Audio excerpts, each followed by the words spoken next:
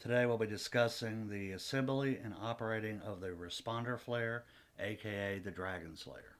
1-inch flare kit capable of flowing 1,300 gallons per hour. Before you set this kit up, you need to take some special attention to where you're going to set the kit up. The actual flare itself, you need to have a clearance, a minimum of 100-foot radius and 400 feet vertical of the flare itself. Also, take a moment to look around and make sure that you don't have any possible ignition sources in the near area that might be damaged.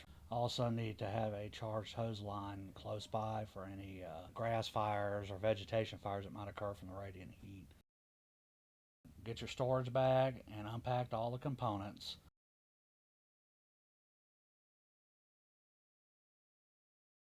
Check to make sure that the burner tip is properly in the holder inside the bag. Stand your base up where you're going to place your flare. Loosen side lock A while holding the top of the base steady and maintaining control. Slowly lower slide B and allow the legs to extend. The pilot burner assembly, attach it to the top of the flare stack and down onto the stop collar. Ensure that the pilot burner control valve is off. Remove the brass Acme fitting located on the base section of the flare pipe. Stand the flare assembly up.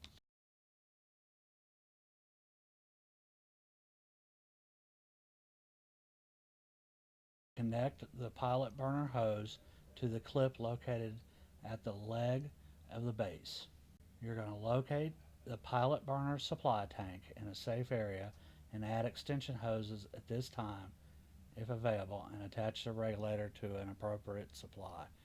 The appropriate supply would be a 20 or 30 pound tank.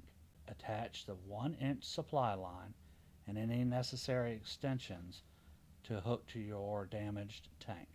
Make an attachment to both the damaged tank and to the base of the flare.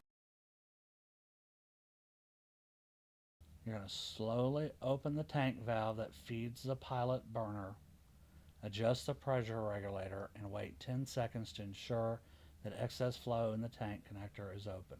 While maintaining flare stability, raise side B and lean the flare stack enough so that the pilot flare can be reached. Open the pilot burner control valve and light the pilot burner. Stand the complete assembly and secure the side lock. For flaring, it is possible to tilt the flare stack. This option allows you to direct any burning liquid that is blown out into the control area and away from rubber supply lines and other ignitable hazards. To tilt the base, stabilize the flare and remove one or both spring clips in legs A. Tilt the flare to the desired angle and reinstall the pins. At this point, you can secure the base with sandbags, any kind of wedge assembly to hold it in place.